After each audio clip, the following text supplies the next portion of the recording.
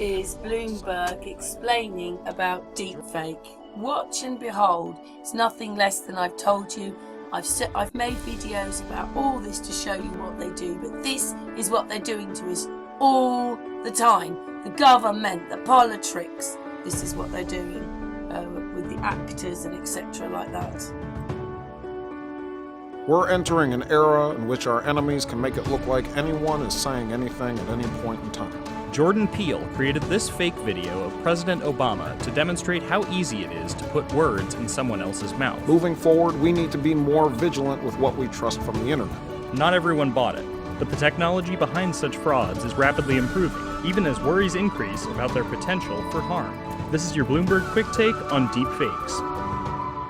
Deepfakes, or realistic-looking fake videos and audio, gained popularity as a means of adding famous actresses into porn scenes. Despite bans on major websites, they remain easy to make and find. They're named for the deep learning artificial intelligence algorithms that make them possible.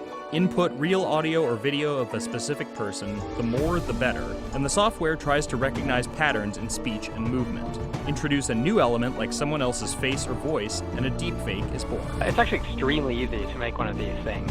There were just some supposed, breakthroughs from academic researchers who work with this particular kind of machine learning in the past few weeks, which would drastically reduce the amount of video you need actually to create one. Programs like FakeApp, the most popular and widely available for making deepfakes, need dozens of hours of human assistance to create a video that looks like this, rather than this. In August, researchers at Carnegie Mellon revealed software that accurately rendered not just facial features, but changing weather patterns and flowers in bloom. This advance is not yet available to the public. But with increasing capability comes increasing concern.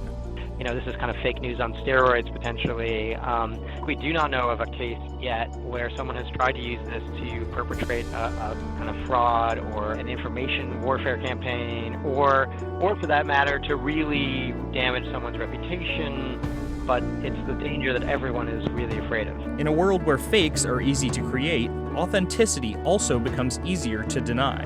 People caught doing genuinely objectionable things could claim evidence against them is bogus. Fake videos can also be difficult to detect, though researchers around the world and at the US Department of Defense have said they're working on ways to counter them. Deepfakes do, however, have some positive uses. Take Cereproc, a firm that creates digital voices for people who lose theirs from disease. Speech synthesis is the artificial production of human speech. There are also applications that could be considered either good or bad, like the many, many deepfakes that exist solely to turn as many movies as possible into Nicolas Cage movies. Oh, hi, Mark. How would you know? How would you know the difference? Most people don't see it. That's how they're able to get away with it. Now, I've copied this and I've asked this person if I could have permission to put it out. I've seen it on a few other channels, but anyway, watch this.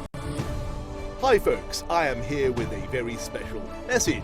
Since that momentous day in 2016, division has coursed through our country as we argue with fantastic passion, vim and vigour about Brexit. My friends, I wish to rise above this divide and endorse my worthy opponent, the Right Honourable Jeremy Corbyn, to be Prime Minister of our United Kingdom.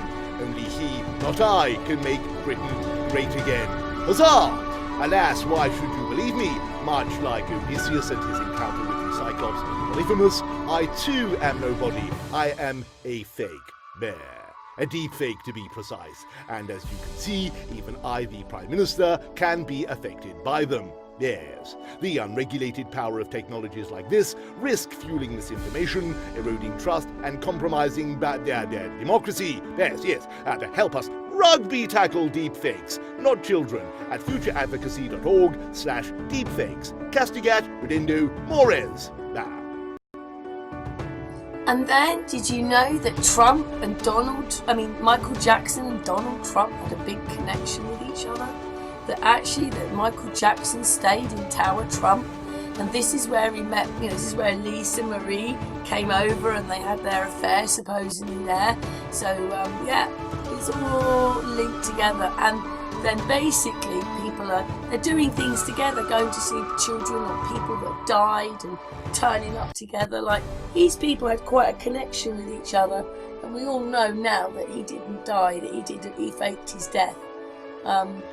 Yeah, so that is just absolutely incredible. Even Ivana writes about it in her book, says that Michael was playing with their children, computer games and stuff like that. Whether you believe it or not is another matter, but all happening in Donald Trump's tower. Yeah, and quite incredible, don't you think? Absolutely incredible. But after all, Michael Jackson and Donald Trump were a big link with each other. They were seen out loads together. This is, I think, in the late 80s. Yeah. And then they turned up at this person's house, him and Trump. This boy died of an AIDS-related disease, supposedly. This is them turning up at the house. And then Michael Jackson gets in the car with his song playing. Donald Trump's there. They both turned up together at this house. There he is.